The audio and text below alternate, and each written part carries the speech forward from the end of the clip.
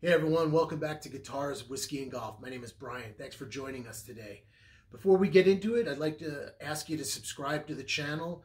We do whiskey reviews here as well as cocktail lessons and recipes. I also get into golf tips and golf lessons as well as tips on how to play guitar. So if you love music and you love golf and you love whiskey, I think this is a channel that you'll really get a lot of enjoyment out of. So what do we got on the docket today? We've got Wilderness Trail Bottled in Bond. So this is an interesting whiskey to me. On the surface, it ticks every box virtually that you would want a whiskey to check off. First of all, it's bottled in bond, so it's aged at least 4 years. It's 100 proof, decent proof point, which is the case with all bottled in bond whiskey. It's non-chill filtered, which is important for generally the mouthfeel and the viscosity of a whiskey. Chill filtration tends to strip out a lot of that and make the whiskey, I think, a little thinner, whereas non-chill filtration tends to leave the mouthfeel and the viscosity of the whiskey intact. So bottled in bond, it's non-chill filtered. It's actually a sweet mash. A lot of bourbons are sour mashes. This is a sweet mash. This is a wheated bourbon. So if you don't know if you're new to whiskey and you don't know what a wheated bourbon is, a wheated bourbon is where the secondary grain in the mash bill is wheat as opposed to rye. A lot of bourbons are, say, 76% corn, then maybe they have 12 to 14% rye, something like that, and then some malted barley. The secondary grain in this whiskey is wheat. By reputation, wheaters tend to have a reputation of being a little sweeter, a little softer, very approachable, easy to drink.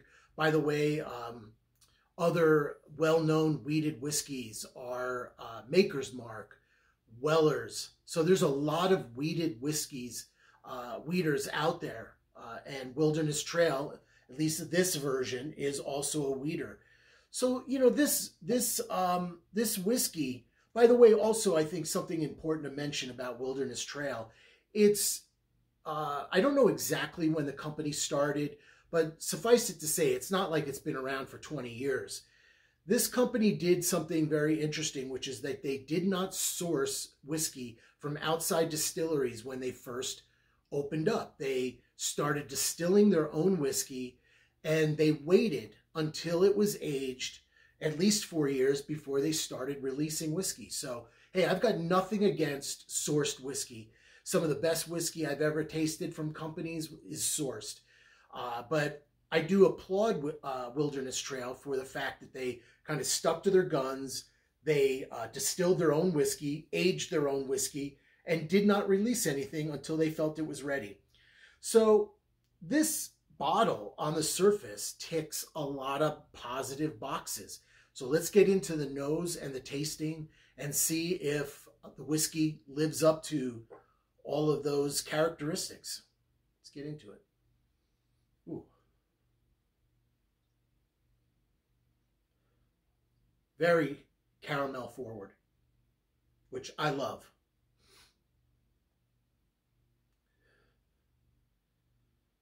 Definitely getting an apple note.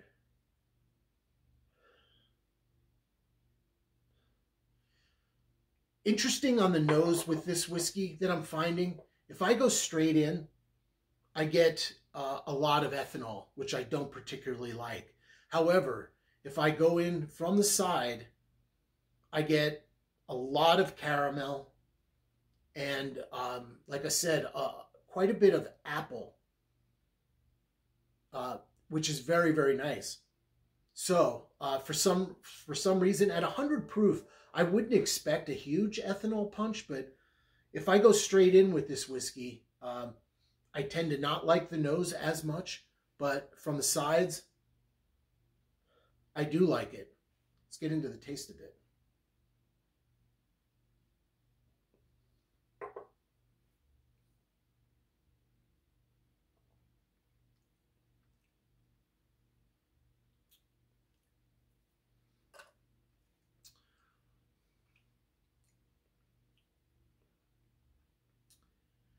Interesting. So on the palate, the whiskey is a bit of a one note for me.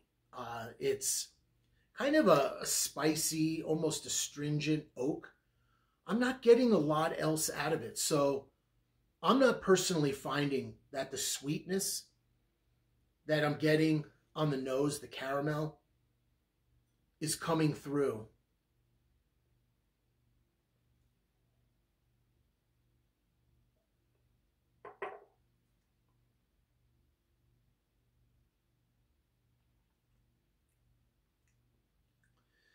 Yeah, I'm not getting the caramel. I'm also not getting the apple, that kind of sort of fall apple note that I was really liking on the nose. So it's a bit one note for me. I'm just getting a lot of sort of a spicy, almost like I said, almost a little bit astringent oak.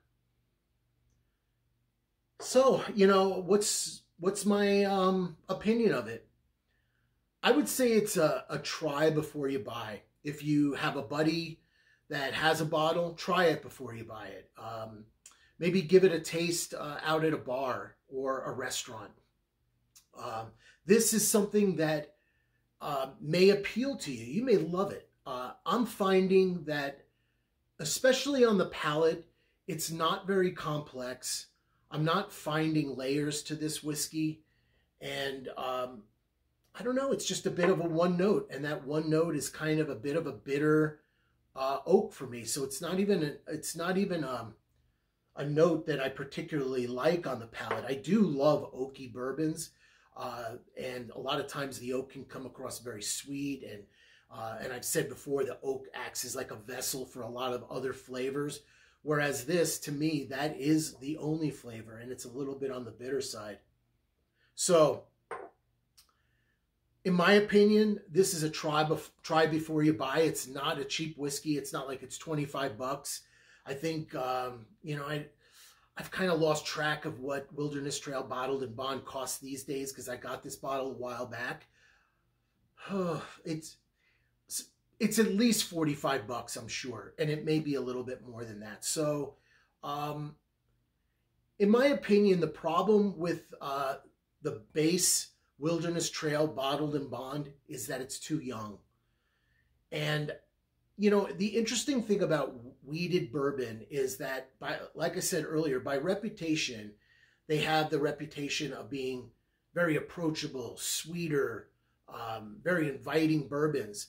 But I think wheated bourbons that are young tend to be a bit bitter or taste young.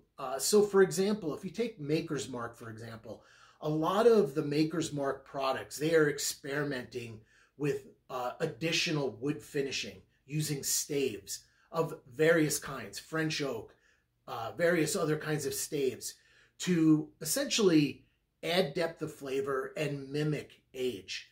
So they age it for however long they age it, but then towards maybe the last 18 months of the barrel aging process, they add additional wood staves into the barrel. So there's more contact with wood.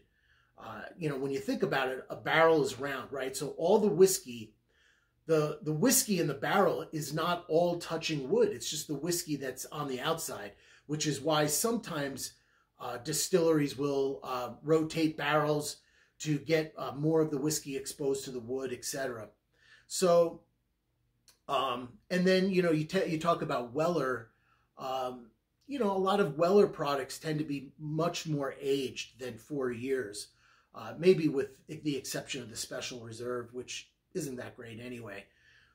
So to wrap this all up, my recommendation on Wilderness Trail Bottled and Bond is look for an older version of Wilderness Trail, a product from them that is, say, aged at least 6 years.